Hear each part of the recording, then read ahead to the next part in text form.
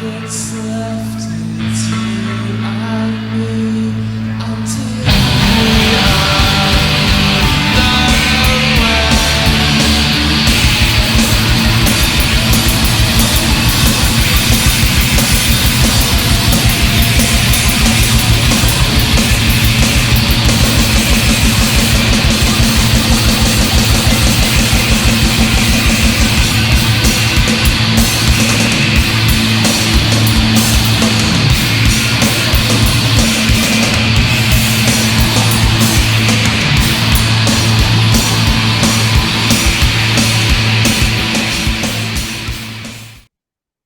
Hello everyone, welcome to the Green Man channel. Hope you're all good and well. So it's time for another episode in the Shoegaze Files. It's been a little while since the last one, and I'm joined again by Sam Mortley from the Shoegaze 93 YouTube channel, and also he's in the band Breather as the guitarist.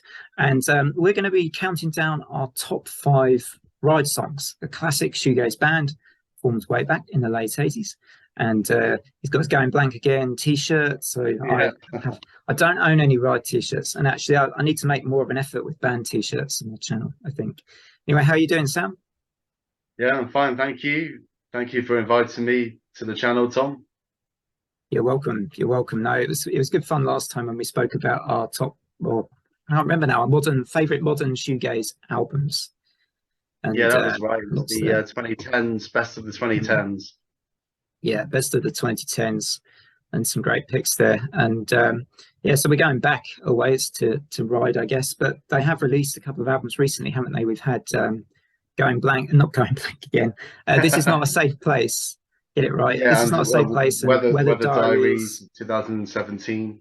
And there was an EP in between called Tomorrow's Shore. Yeah. And it's actually surprising because I'm really enjoying their new stuff, but I don't want to give away too much about my list. So I guess we may as well, if you're ready to start, we may as well start. So do you want to start with your number 5, if you're ready? Yeah, sure, yeah. So for number 5, I've got written down a song called Nowhere, which is a bit of a out of left field choice, I guess, because it's not exactly like a song, as in, you know, it's not many lyrics or verses in it. It's more for the sonics of it and the production. This big droney track, which you can find on the full EP, and it's also on the well, sort of later editions of Nowhere. Apparently, it wasn't in the when it came out in 1990. It wasn't. It was only 8 tracks to begin with, but it's part of the the remasters that came in the 2000s. Yeah, I think some of those extra tracks are really good. Yeah. This is the 2015 remaster with. There's a DVD, a live show from Town and Country Club in London. So that's a really good kind of double, and it's got like a book inside. It's like a double kind of bundle where you get the CD, DVD, and then there's like brilliant stories and interviews with band members in there. Oh, that's great. Yeah, so yeah, some nice pictures. You've met them, right, as well, just going off a little bit on a tangent, but you've met the band, haven't you? Yeah, there's the signatures. Yeah. Yeah, I've met them just by hanging around like outside of the venue after shows. Yeah, you know, it's not like I'm stalking these artists or anything. It's just a case of sort of hanging around and just sort of chancing it. Well, I've done that before, actually. And they're all kind of approachable, I would say, like all the bands I've met. Yeah. Slowdive as well, they were super approachable. Just Neil just chills out for like a cigarette after the gig, and it's good. They're easy to talk to. Yeah, awesome. So yeah, anyway, back to the track Nowhere. Yep. So it's the final track of the 4-track EP Fall, which I think came out a month before Nowhere came out. It was like the final EP before their first album, because they had a run of 3 EPs, and then they did the first album, and then they did Today Forever, and then Going Blank Again. But what I like about Nowhere is that the live show they do, if you've ever seen the Brixton Academy 1992 DVD, which it's quite a highly viewed thing on YouTube, because I think they brought it out on VHS in the 90s, and now they've done like a DVD like reissue of it for the 2012 Going Blank Again edition. There's like they did it on DVD, and when they play Nowhere live, it's like they jump from like something sweet to like Vapor Trail, which is all like very optimistic and beautiful, and then they go into this drone fest called Nowhere, and they do it for about 10 minutes, you know, and they got this. It's like somebody summed it up well in the Shoegaze group where they said it was like Ride's version of You Made Me Realize by MBV, where they go into this real like heavy part, like halfway through the song, you get to this part where the music sort of drops, and then woof, they're all on the wah pedal, and they're putting all of the effects are going crazy, you know, and this like it's all working up towards that moment, you know. You're just waiting for everything to burst open and get really heavy, and Loz is really giving it hell on the drums. And yeah, I think it's a great display of their effects, you know, because I don't think Ride really, they don't really overdo it too much, do they? They're not one of the noisier bands. They're more based on melody, so it's nice to see them really go for something real noisy, you know, just flat out noise. And I like the darkness of it as well. It's got a dark tone. It's like what was it? Here we are, nowhere. Oh yeah, all that's left is you and me, and here we are, nowhere. And then it bursts out, doesn't it, into distortion. And it's really dark, you know. I think it's a great example of how they're using like guitar as impressionism of a dark atmosphere, you know. It's like going through Jurassic Park or going through some kind of horror movie when you're listening to that song, because of all the feedback schools and stuff they got going on. Yeah, so that's what I've got to say about it. Yeah, good first pick. Yeah, number 5. All right. Okay, my number 5. Yeah, I've gone for a song actually from This Is Not a Safe Place. I've gone for the closing track, In This Room. Yeah, I approve of that. Yeah. It's cool. Yeah, so it's quite a long song, isn't it? So 3 minutes of it, you sort of have the lyrical part, and then the quite a long outro. But I do like the long outro. I think it does enough. It kind of drifts along, doesn't it? It builds and builds. But yeah, I love the chorus particularly, though. I think that sort of the two choruses. Yeah, and I sort of, they do that thing where the title of the album is in the song, in the chorus in this one, but not the name of the song. Yeah, I'm trying to understand. Yeah, that's really good. Yeah, because of the delay they use, and is maybe a bit of Pink Floyd influence in that song. Yeah, it's interesting that you know, massive Pink Floyd fan here, so maybe that's part of the reason. I don't know. But yeah, I really approve of that pick. Yeah, I think there's a lot of great gems on the last 2 albums for sure. Yeah. But actually, my top 5 consists of the older stuff, because it's so damn good. The first two albums, like from 1990 to 92, that's Essential Ride right there. Yeah. Get to some of those as well later on. Cool. All right. Yeah. Number 4. So yeah, I'll go for my number 4. Yeah. So I've got written down. This one's from the Today Forever EP, and this one is Today. The song Today from I don't know that one. Today the Forever. EP with the shark on it. Yeah. I don't know that.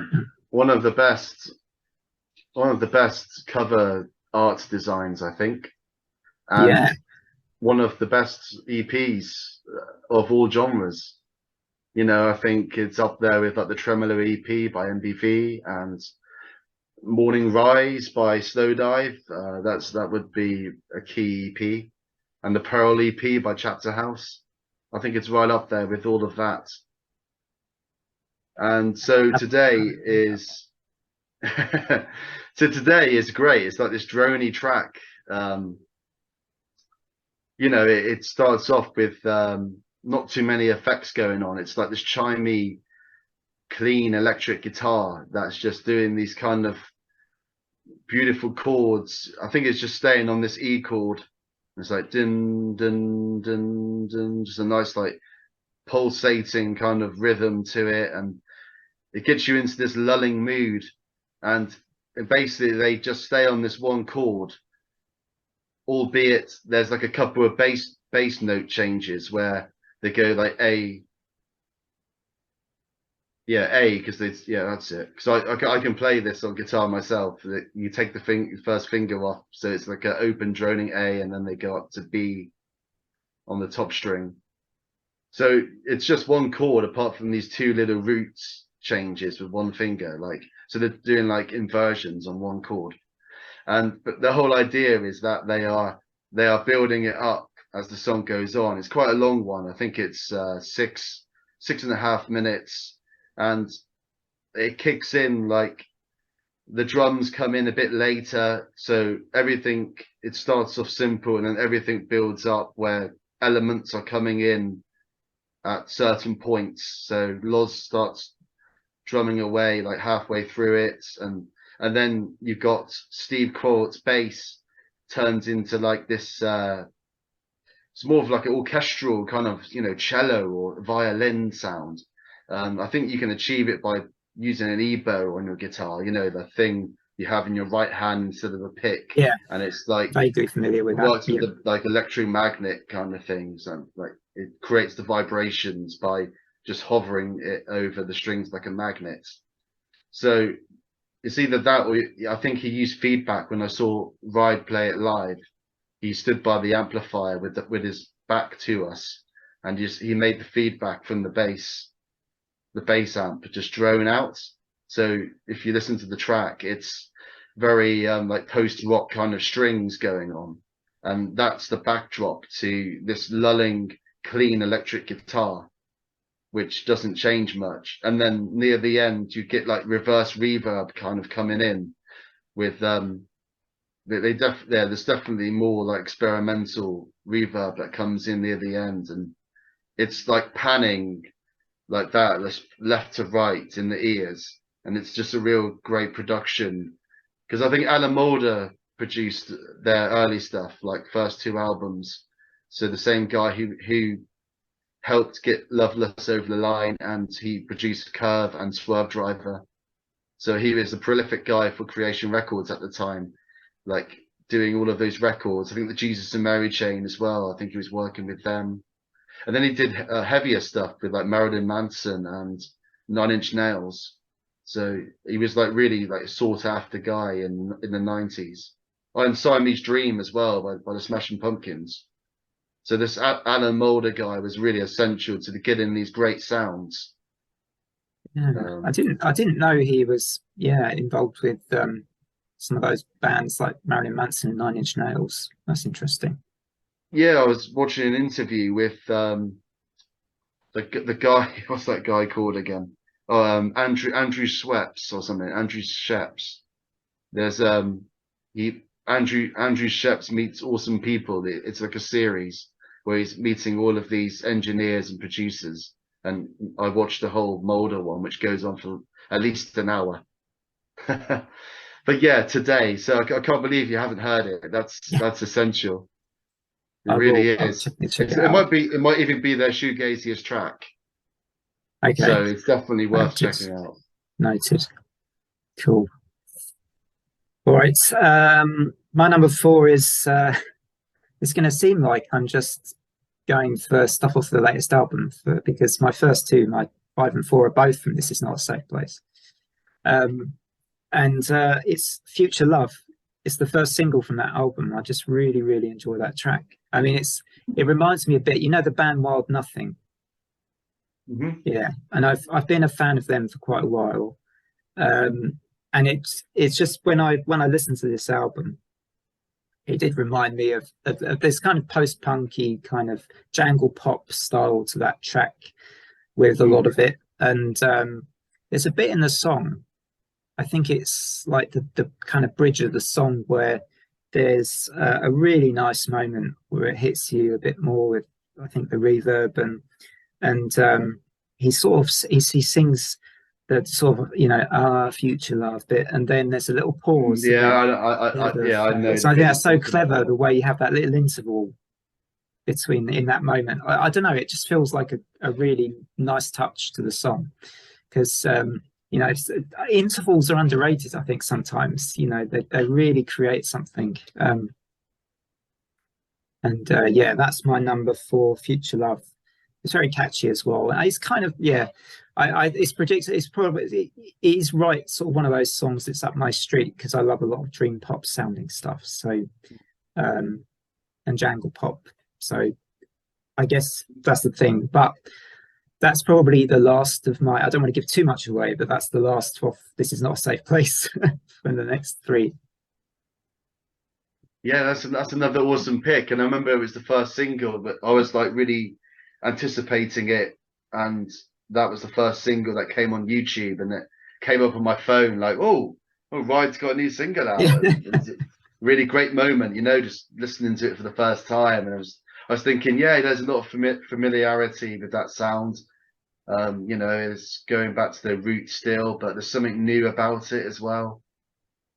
Especially when they came out with that Repetition song, which I think is the track after on the album, and then Yeah, they had very different. they had more like synth and drum machine based stuff. It was a bit more like New Order, Depeche Mode influence on it. So they've Yeah, got some definitely. 80s, so that 80s There's a lot kind of of that influence on there, isn't dark there? wave stuff is on there as well. Because I think they're big 4AD fans as well. I think Steve Quartz and that he was going on about the bassist was really into the 4AD stuff like the Cocteaus. This Mortal Coil, of course, this Mortal Coil fits as the song FYT. That's the song that Ride come onto when they play live. It's their song before they launch into the first song. So it's great how they appreciate 4AD because 4AD and Creation are my 2 favorite labels. Yeah, of course you can see I've got the Creation Records logo there, signed by Alan McGee himself. When I met him do like a Q&A in Exeter, Yeah, he did that's like an interview about his life, a bio kind of thing. I really met him there. Yeah, he often full of does these tours around the country, and I was lucky enough to meet him. fantastic. I That's was wearing great. my Slowdive t-shirt on at the time, and he was like, "Oh yeah, that's nice, dude." Like with his Scottish accent. Yeah, I was a bit surprised because obviously, Slowdive, he kind of had a bit of a bad experience at the end. I think he like kicked them off, didn't he? Because that Pygmalion came out right at the height of Britpop, so they were fully concentrated on the Oasis thing. So Slowdive got shelved really because of that. But it was good how sort of Alan McGee still has a place in his heart for the shoegazy bands. good to know. Yeah. Okay, so I'll go with my number 3 then. Oh yeah, 3. Yeah, And if you haven't heard the Shark album, the Jaws the Jaws album, another as one I off like to that call one. it, have you not heard any song on it? Okay, I've not heard well, it a single song from you're that in for a real treat EP. then. You need Yeah, I to know. fire Got an up undiscovered YouTube as gem soon as this waiting ends for and me. do some I research. will. I will. I'm telling you. Sound like a teacher or something, don't I? You must do your homework. No, well, the thing is, Gonna be in shoegaze detention. yeah, she goes detention. So anyway, this song is Unfamiliar. Ironically, it's called Unfamiliar, Bit of irony. and Yeah. the first track of the EP. Okay. And yeah, yet again, this is an example of Ride at their shoegaze finest. And this EP is probably like gains the most respect from like the real purist crowd, like the My Bloody Valentine crowd, because definitely this is their dreamiest product. I think this EP. I think they were probably part of the same sessions as Nowhere because it has the same vibe and it's got the same level of effects usage. So I think I wouldn't be surprised if these were like B sides that were from those Nowhere sessions because it only came out like a few months after. But anyway, Unfamiliar it starts off really with this like real long delay trail, and it's like there's like ambient pads going on, and I think they're using this. They're probably using the Roland GP16 because I looked up on like guitarrig.com and all this, a Quickboard or whatever it's called, and Andy Bell was talking about it in an interview, that this was essential to early ride sound. So like you had like MBV had like the Alesis MIDI verb, and Slowdive were famous for the FX 500 by Yamaha, and I think Ride were famous for the Roland rack effect units. So there we go. I bought that because of Ride. And so yeah, back to the yeah, a bit of a gear nerd, aren't I? A real gearhead. But anyway, so there's some familiar tracks. So it starts off like really like you don't know what it's going to launch into. You know, it's really kind of ambiguous. The beginning, it's this real long delay trail with reverb, and you're probably using the expression pedal and stuff to create this kind of swirliness to it. And then you got Steve Quote's like thudding bass kicks in at boom boom boom boom boom boom boom boom boom boom boom boom boom boom boom boom boom boom. It's a really great driving bass, you know. There's like, is it eight notes or something they call it when it's like boom boom boom boom boom, you know. I think it's called like eighth notes. But anyway, so Loz is pounding drums coming in at the same time, so the rhythm section kicks in whilst all of this ambient stuff is going on with the guitars. And then suddenly it kicks in with a tremolo, like from the song Polar Bear. It's like the same tremolo effect there, where it's floating, and they're probably using the wah pedal with a phaser to get it gliding. So it's like that. The tremolo pan, the PN2 pedal by Boss. I think that one was really well utilized back in the day, and it was like a new product for the early 90s. Yeah, they do use those. And it's actually on my board as well. The wah and the phaser effects they use really well, I think, in a lot of their songs. Yeah, they use it with the wah pedal, you know, like to create this massive explosion of sound. And yeah, in this track, so the tremolo is really going at a fast rate, and when the vocals come in, it's that beautiful harmony between Mark and Andy, which is their signature sound. And it's like, you're wishing for a time that you don't know. And it's really great. And then it goes into a pre-chorus section, and their vocals kind of go up a pitch together, and you know, and it's the effects are still going on, and there's a delay. They're like doing the Future Love kind of lead style, like Johnny Marr kind of that Johnny Marr kind of arpeggiated kind of stuff. Yeah, but there's like lots of delay on it, and oh nice. And then by the end of the song, it gets even more like dramatic, so that the tremolo and stuff is like rising up and down, and you know, it's like the delay comes back in, that trail comes in, so they bookend the song. So it starts with that ambient pad kind of stuff and then ends with it, finishes us with it. Yeah. Okay. So yeah, you really need to check it out. Really, it's Definitely. it's essential. Yeah, my number 3 is from their classic Nowhere. I've gone with Paralyzed, which I think is the 7th great track. Yeah, that crossed my mind actually. This is actually a choice which has switched a bit. I've changed my mind 3 or 4 times actually in the last couple of days with my top 5. It's going to be in my honorable mentions, that one. Yeah, I mean, that really like it. showcases Loz's drumming ability, because he's got his own solo near the end. And really I like does. the piano that comes in, and then there's a sample, isn't there, which I think comes from a Smith song, and it's off the 1990 poll tax riots, I think. Didn't know that either. Yeah, but it's a little different from the other songs on that album. I feel like it's definitely got a different kind of a approach to the song. I feel you there. Yeah, I think that it's more traditional kind of songwriting. Yeah. More of like a normal indie song. I tell you what it reminds me of though. It's Made of Stone by the Stone Roses. Like when the chorus kicks in, it reminds me of Sometimes I fantasize. Like that bit. Yeah. There's something about it where the Stone Roses influence is there. It's true. Yeah, it's all yeah, that era, it sort of has that specific Britpop. Well, yeah, a little bit of Britpop coming in. Yeah, Paralyzed is my number 3. Yeah, great stuff. Okay, so I'm on to my number 2 already then. And this is going to be from Nowhere. Actually, it was on the Fall EP as well. And this is Dreams Burn Down, Yeah, yeah, which is the great first stuff. track on the Fall EP, and it's track 5 on Nowhere. And yeah, I think this was the one I remember listening to Nowhere for the first time, and yeah, of course, Seagull really rocked my backside off.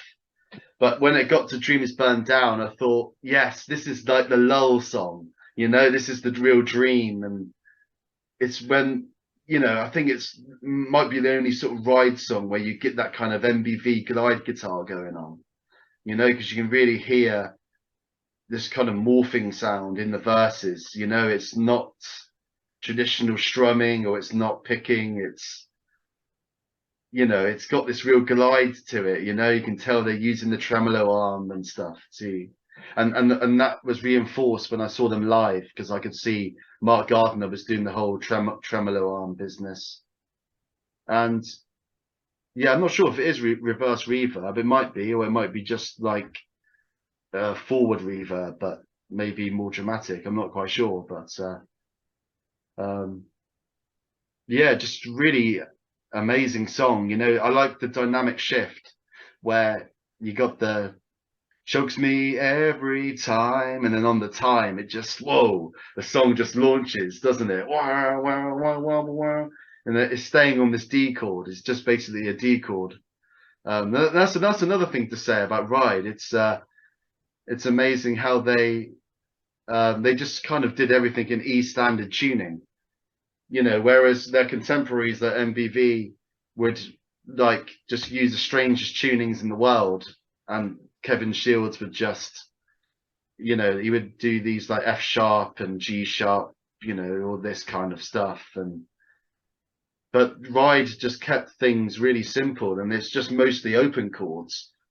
Because, you know, I've obviously learnt some of the songs on Nowhere and Going Blank Again, and they're just using like, it's just like the D chord and F sharp, G, A, E, and that's the verse, and then it goes then it goes A and then G, and then when it gets to the real noisy part, they're just hanging on the D for a couple of bars. So it's interesting, you know, how they just kind of go more for the sonics rather than but it just shows you that you don't really need to play about with tunings really to get a massive sound. And I like what else can I say about it? I like Andy Bell's lead playing. Again, it reminds me of the Stone Roses "I Want to Be Adored." You know, when John Squire's doing that, Yeah, yeah, like it's doing beautiful. It's that, a and I beautiful get that bit with of Andy picking, Bell, you know, because if you read the interviews, they would say that Stone Roses that was Andy's favorite band, like when he started Ride in 1989, that they were just watching the Stone Roses and MBV quite equally, I think, you know, Yeah, and you can really tell that they're you can going hear for a bit of that, that. the Britpop shoegaze hybrid kind of thing is what people say. Yeah, yeah. I mean, it's interesting how they had that period, didn't they, where they with Carnival of Light and Tarantula, where they sort of their sound was there wasn't much shoegaze in those albums really. To my mind, it was just sort of more straight up, bit more sort of just more standard indie rock sort of sound stuff, I guess, rather than you know. Yeah, and when Tarantula came out, they had already broken up by that point, and the tensions were there between Andy and Mark, because they were both prolific songwriters and could both play guitar pretty well. So you can see how they were fighting to be the front guy. And by Tarantula, I mean Oasis had took over Britain, and you can really hear like they're trying to put on the Oasisisms, like, you know, there's a lot of get Gallagherisms in the kind of like lyrics and the way that Mark's trying to sing. Like he's trying to sing with more attitude, and it just doesn't really Yeah, work with them with their good soft voices, observation. because they Yeah, don't really they have any kind of, sort of rasp in their yeah, I voices and think, stuff. So I it mean, doesn't quite work. yeah, bit pop taking over a bit again, Mm. I guess. Okay, Yeah, so I guess it's your number 2 now, is it? it's my number two. It's my number two. We did Paralyze, didn't I? So yeah, my number two is Call Your Boots from Going Bang Again. Yeah.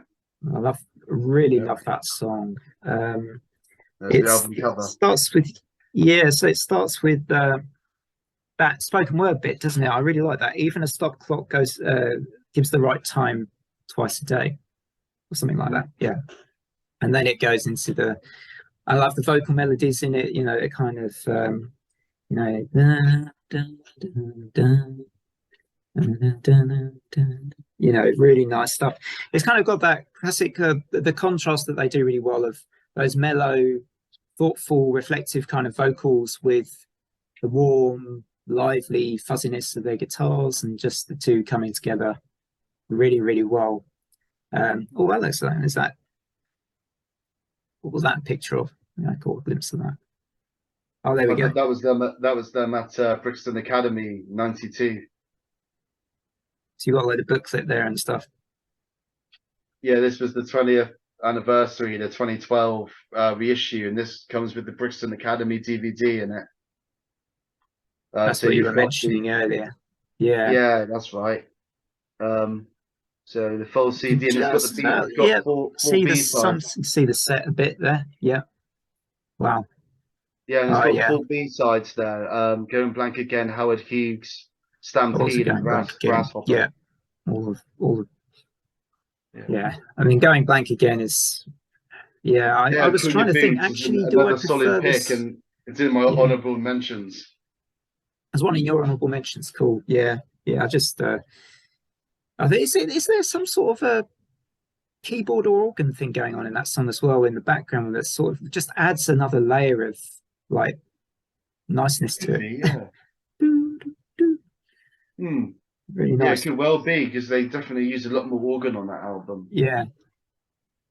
Yeah, Yeah. if you And think it's a about really nice touch, sort of adding to an already great song. yeah, that's right. And the drumming is incredible. Oh yeah. That's another thing to say. Los Colberts is one of the best drummers, and my favorite drummer of all time, probably. I mean, Yeah. it's a Favorite big drum. statement, but he is my favorite of all time. Yeah. I think It's I just so much noticed that. energy, and it's not just energy, but he is technically really good as well. Yeah, I think one of my honorable mentions, I was going to mention some of his drumming in one of my honorable mentions. I'll leave that for later. But yeah, he's like, yeah. I mean, it's sometimes it's not always the drummers that stand out so much in some bands, but with Ride, I find that Yeah, they're he's really definitely upfront. You can tell adds in the an production upfront. style as well that Mm, they've really pushed it up front, and it really drives the band. It drives the rest yeah, of the band, just like Keith Moon drove the Who. yeah, It's really given some kind of momentum to the other musicians, and they kind of play harder. Like if you watch them live, especially in the early days from YouTube footage, you can see that the rest of the band kind of they play even harder when Loz is really going full tilt. yeah. Cool. All right then. So I guess Right, we're down to the number yeah. one. Numero uno. We finally got down to the number one, and any guesses to what this is? I was gonna maybe Vapor Trail, but I don't know if but not Vapor Trail, right? Is it Vapor Trail? No, Oh, Vapor no. Trail. Seagull? Although it is amazing, but not even Vapor Trail can make my top 5. That's how tough it is. Yeah, No Seagull. Seagull. Although Seagull, yeah, I mean that's another one that really should be there in the top Leave them all 5. behind. Bingo. I got Yes. it. Oh wow. Yes, you're right. Leave them all behind. the first Ride song I ever heard from my stepdad's iPod. It was the Oh, yeah. only shoegaze song he had on my stepdad's iPod, and I that was still the one. have It got me an onto iPod. the whole genre. There we go. There's my iPod. Oh, Still there we have go. A blast from the 2000s. Yeah, still Yeah. going. Sort of. Wow. Yeah, I think a couple of mine are broke. Yeah, I did actually. We're a bit unreliable. Yeah, they're not the most reliable either. Actually, good pocket-sized things, but I guess most people listen through their phones on devices these days. But Yeah, which isn't the best thing really, because it's not great for audio quality. yeah, But I think lots of people listen to Spotify, don't they? Through yeah, it's mostly through Spotify. Siri systems. Mm. Anyway, so yeah, Leave Them All Behind.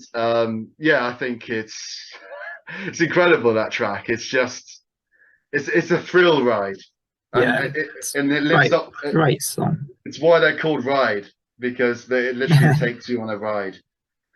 Just it's the Hammond organ that's spliced up. It's like a tremolo on the Hammond organ. That's what it is. Lots of people think it's a synthesizer, but it's not. Because I remember listening to, when Tim Burgess did that listening party on Radio 6 or Twitter. It was on Twitter. He did a listening party during lockdown, and he invited musicians to do a walkthrough of each album, and they had like Andy and Loz. I don't think Mark was there, but yeah, Andy and Loz did the talking about each track, and that's how I found out about that. But yeah, when that fires up, especially live, it's like something big's coming. It gets you in that mood, when you're psyched up and you think, yes, here we go. And you get the roar of the crowd when it happens live. Like everyone's like, "Hey!" And it's going to launch into something big. And like even before I knew the song, I thought, here we go. This has got some sort of classic rock kind of mega thing about it. And obviously it's based on the Who, isn't it? With Won't Get Fooled Again and Baba O'Reilly.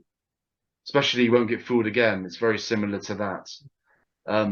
It's got some kind of grandiose about it. Grandiose, is that the word? Grandeur. How you open Grandeur an about album, it. isn't it? It's how you open Yeah, an and then album. when Loz's drums kick in and you get the Mhm. bass and do one Yeah. at a time. Very similar to what I said about Unfamiliar as well. Like and today, when the elements come in one after another. And I think that really helps to build tension, and you think, well, where's this going? That bit of mystery that just keeps you listening and listening. And it just keeps you listening, and you don't know what's coming next.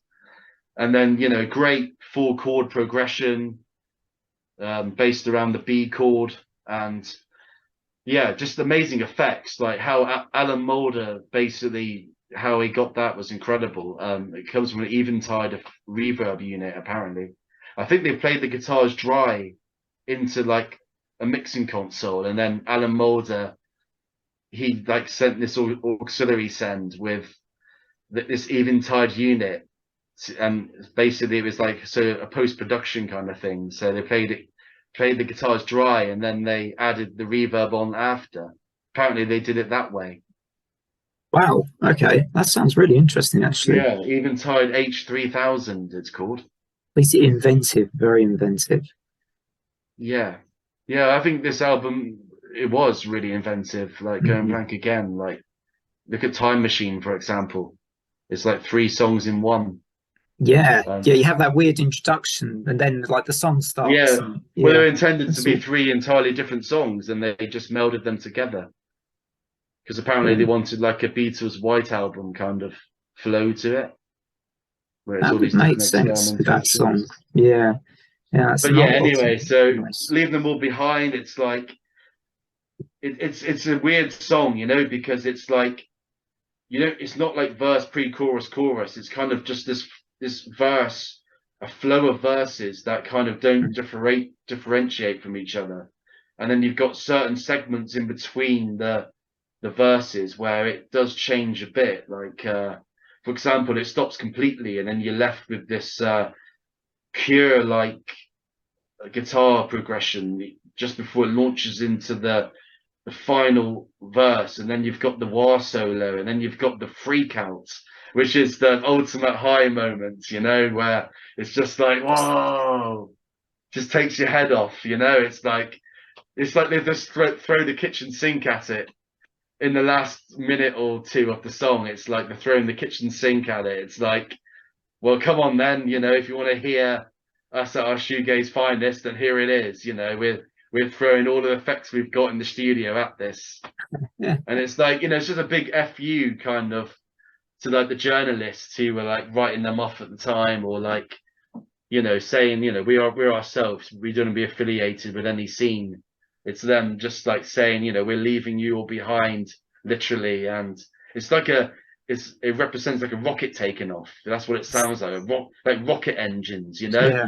And I can Strong imagine, statement. Yeah, strong statement, I think. yeah, and I In a can big imagine it going well with like a rocket taking off kind of scene. And that's what they're trying to replicate with that sound, like the sound of engines at full thrust. And yeah, of course, Loz Colbert again is all over this track with his drumming, just doing drum fills like every bar, you know. It's just crazy. The beast. He's a beast. Mm. Cool. So yeah, I'll just leave it at that, and it's time for your number one. Yeah, it's time for my number one. And my number one is from Nowhere. But it's not Vapor Trail. It's not Vapor Trail. It's In a Different Place, the third track. Really love this song. It was one of the first ride songs I think I got into, because, well, Nowhere was the first album I really checked out. And this was one of the first songs that really hit me. And it's that chorus, you know, we're just smiling. It's just really lovely. And he's kind of, it starts with that slow building melody, doesn't it? That I don't know chords as well as you, but I think it's very Cocteau Twins-esque. I get a little bit, yeah. A bit of a Cocteau vibe from that. Yeah, so I really love that song, and I think is it when he sings, because when he sings Place, right towards the end of the song, I think it's just a brilliant moment in the track. You know, when he just sort of really emphasizes place a bit more. Yeah, when he really holds on to that when note. he holds on to it, exactly. And then the guitar solo takes over. Yeah, and it sort of does that towards the end. It's a bit of a crescendo in sort of the different harmonies and stuff at the end, isn't there? And it's a really nice track. Yeah, so that was the one song that has always been my number one, I think, and I knew was going to be my number one in my top five. The others were a bit more of a movable beast. Yeah, and again, I was thinking, funnily enough, I was thinking about including that one, because I was thinking about that track today, and I actually think it's their most emotional song. Yeah. Probably before In Your Room, because I think that's very emotional and that's got a similar vibe to it. But I think out of the early stuff, that's the most emotional song. You know, whereas their other songs are more kind of energetic and about sort of, you know, they're a very optimistic band on the whole, I would say. You know, most of it's like kind of, you know, uplifting, and, you know, they've got that kind of Britpop kind of vibe where it's about, you know, the lads down the pub kind of thing. And it's, you know, it's a bit more sort of laddish, I guess, aren't they, than like the other shoegazy bands. But like, anyway, what I'm trying to say is, it's true. That's the one that really has an emotional sentiment to it, and, you know, everything, the vocals and the guitar is resembling that. And yeah, like you said, the crescendo of the guitars, it hits those notes that are really emotional, and you know, it's like real, it goes higher and higher up the fretboard, and you know, it's just those notes that kind of pull on the heartstrings, I think. Yeah, you know, and I'm not quite sure what it's about, because I mean, to me, like, you know, some people think it's really like sad, and it's about like losing a family member, and it's about them being in heaven and we're still on earth kind of thing.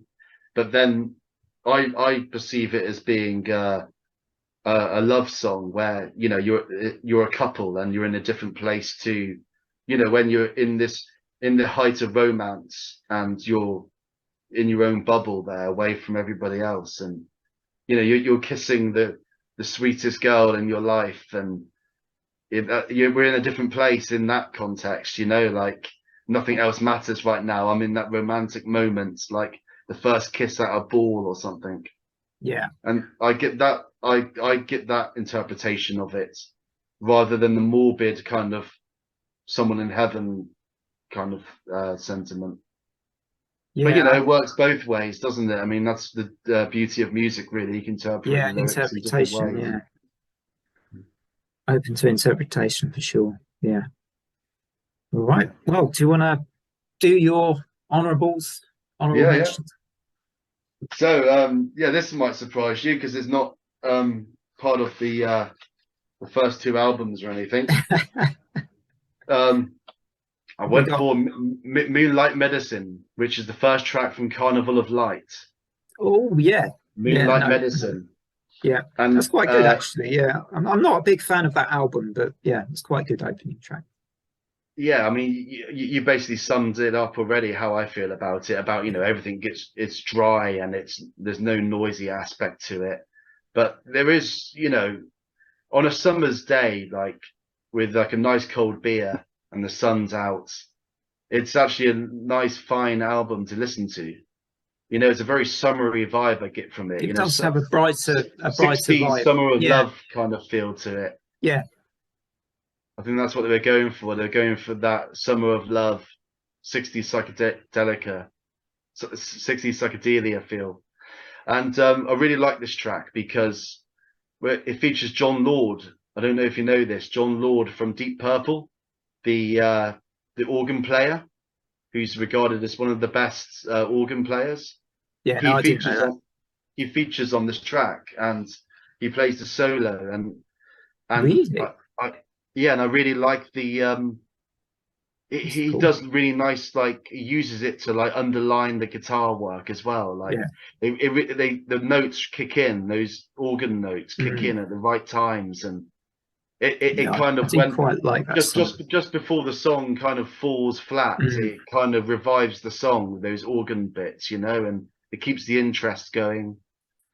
And yeah, John Lord, yeah, look it up. And it was produced by John Leckie in Cornwall, actually, in the Sawmill Studios in Cornwall, so quite close to where I live. Unfortunately, those Sawmill Studios, I think they've recently closed down and they're being converted into a hotel or something, which is a bit unfortunate. It's typical, isn't it? It's the way of the world at the moment, but yeah. The hotel should have been next door, so it gets tourist yeah. attraction to the studio. Yeah, I guess just For any Ride government fans. and councils, they see any building as an opportunity, don't they? Yeah. But it's a shame, you know, because there's a bit of history there, because the Stone Roses recorded there, and the Verve's first album was recorded there, amongst others. And yeah, I like this track because it's got this. It starts off with that sitar moment and 60s sitar moment, and then this bass is like boom, boom, boom, boom, boom, boom. It's got this real like pulsating guitar chord going on, and it really like it's that unpredictability again. You know, Ride sends you in a direction where you don't know what's coming next. They got that suspense about them, and it's a really nice track. And the vocals are like gliding, aren't they? Like da na na da da na na. Boom, boom, boom, boom, boom, boom. It goes like that, doesn't it? And you know, it's quite trippy as well. It's still, you know, it's still got those effects and stuff, like some phaser work and stuff. So yeah, it's still cool, I think, for that period. Oh, yeah. And should I carry on, or are we taking in turns with the honourable mentions? We're taking mentions? in turns. Well, you carry on with yours, actually. Okay, yeah. So yeah, I'll try and get through this a bit quicker because it's only honourable mentions, not the it's not the real deal, is it? So I've got Walk on Water, which is from the Tarantula album, and I think it's really nice with it seems like it's 12-string Rickenbackers in there doing this nice chimey birds kind of riff. You might not know the song, but it's one of those songs that stand out in a field full of duds, really, on Tarantula. Yeah, to be fair, I've only heard that album once or twice, in all honesty. I mean, I was thinking about even Black Knight Crash as being an honourable mention because I think that one, the first track, is quite good. It's more of a punky vibe to it. And so I've got Cali as well from Weather Diaries. Oh, I love that song. Yeah, Yeah, I think I love yeah, that song. another summer is on the way, Cali. Yeah. I really like that. It's a good So mix, isn't it? Because they Oh, mix listen. they have that nice shoegazy element and soundscape as well going along. Yeah, and with they the got rhythm. that crescendo where it's Yeah. just the guitars are like going through It's a lovely tremolos. bit. Yeah. Yeah, I really love the guitar work on that. Very, very happy shoegaze. And then Jump Jets from This Is Not a Safe Place, which was the big single from it. It got a lot of Radio That's 6 fine. lot of Radio 6 airplay, that one did. That song makes me think a bit of the Verve song, or it sounds a little like what the Verve might put out. I don't know. I just got that vibe from that song. Yeah, well that's cool because I like the Verve as well. So yeah, that's cool then if it reminds you of them. Yeah, so that's a great track, isn't it? Jump Jet. This is life on the outside. Yeah.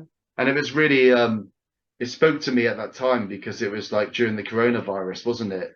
And it was like this is not a safe place. And so it was kind of resembling the situation. You know, this is not a safe place when we had to keep the 2 meter distance. And Yeah. and then there was This Is Life on the Outside was like the moment where we came back. When we came back after, you know, I had that feeling of, yeah, we're on the outside. We're actually outside. We're not in our houses anymore. So that I listened to this album again quite heavily, like when we were let out again. In 2020, when the restrictions died down, it was like this album's. I understood it then. It spoke to me with the situation going on. It's like they were foretelling the future a bit with it. This is not a safe place. Yeah. Because it came out I think before. I made a meme about it saying like, really kicks off, "Our didn't ride it? prophets are they future tellers or something." Mm. So next one, yeah, I've got a couple more. So yeah, Paralyzed is on there. Yeah. Your Beats and OX4. I love Call Your Boots. That was my number 2, wasn't it? Yeah. Yeah, and OX4 as well. The final track on Going Blank Again. I like that one too. Yeah. Yeah. All right. Right. So yeah, it's your turn.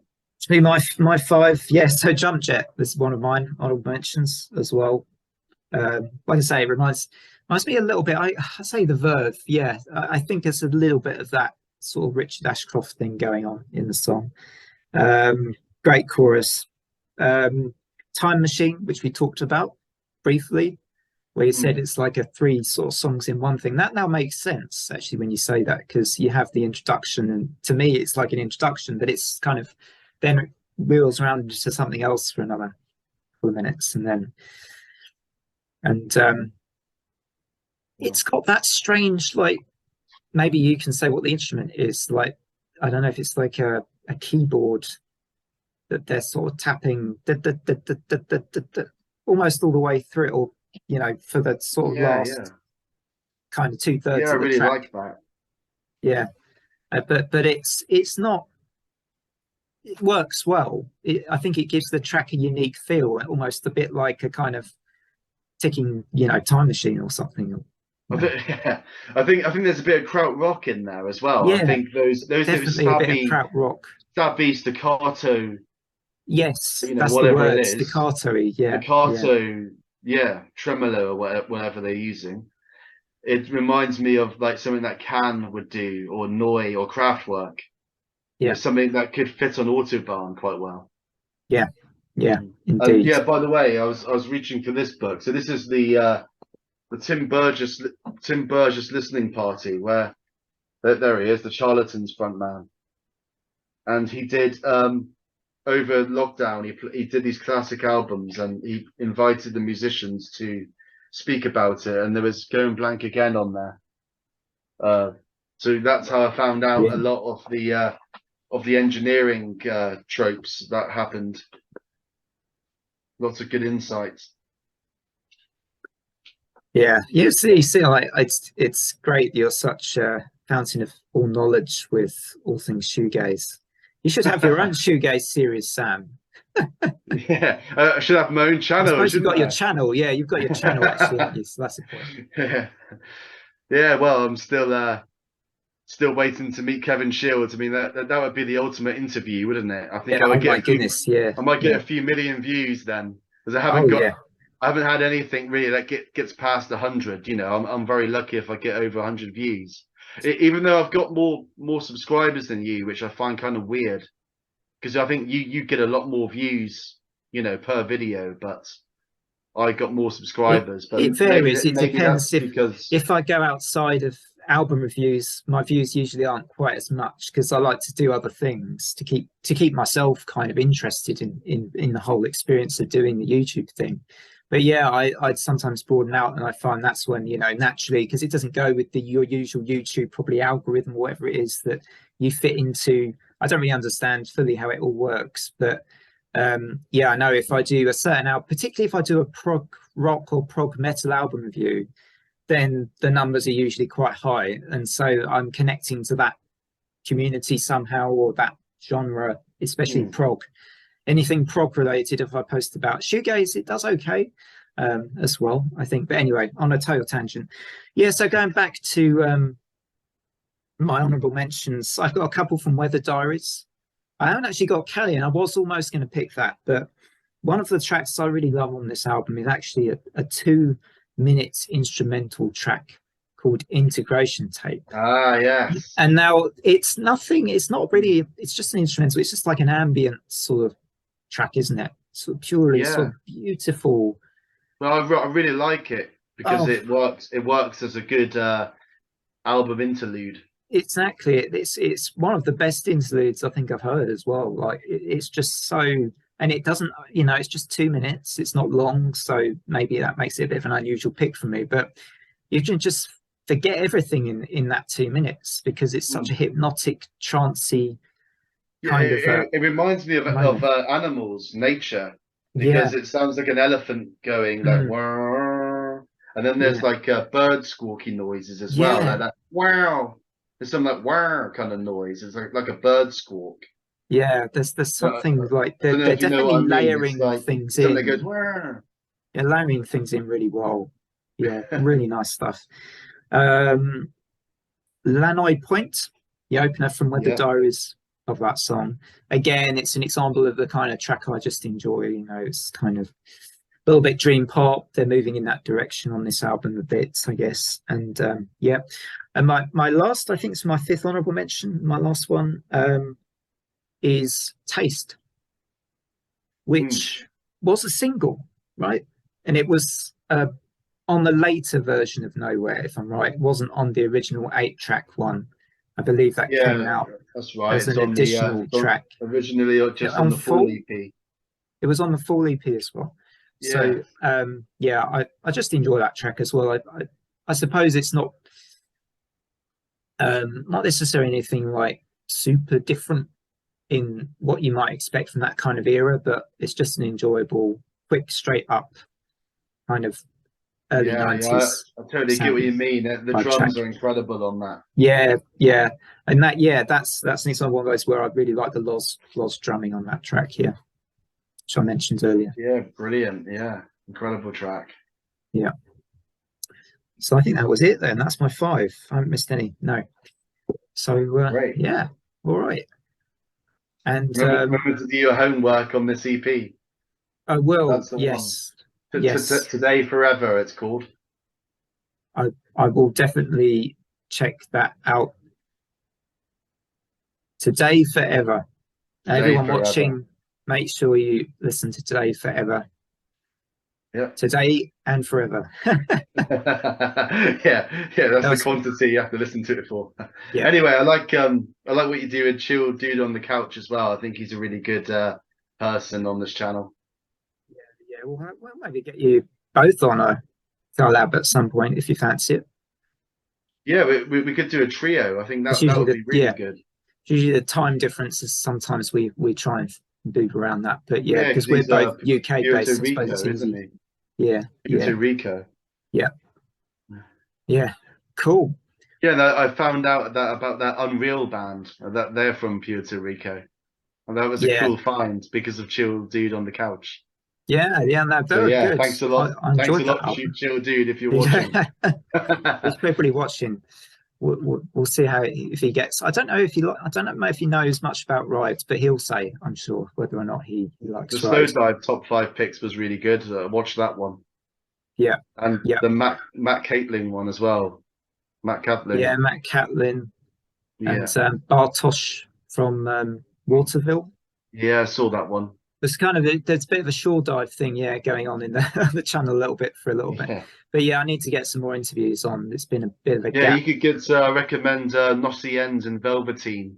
They're Okay. 2 other shore dive artists. Okay.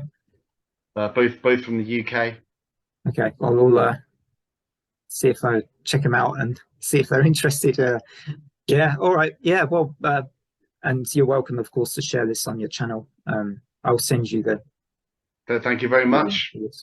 Yeah, thank All you. right. No problem. So I Yeah, guess it's been a good time. Yeah, no problem at all. I really Sorry enjoyed about the this. delay at the start. I couldn't find the link. No worries. No worries. All right. Just All right, cheers, Tom. fashionably late. All right. Thanks very much. And don't forget to sub to Sam's channel, Shoegazer93. It just reached 500, so congratulations on that. Woo. And obviously as well, if you're stopping by this channel, don't forget to drop a sub to me, help me approach 400, and hopefully we'll get there fairly Get in soon. there. Yeah. All right. Thanks everybody, and until next time, until the next episode of Shoegazer Files. See you later. Bye. Bye.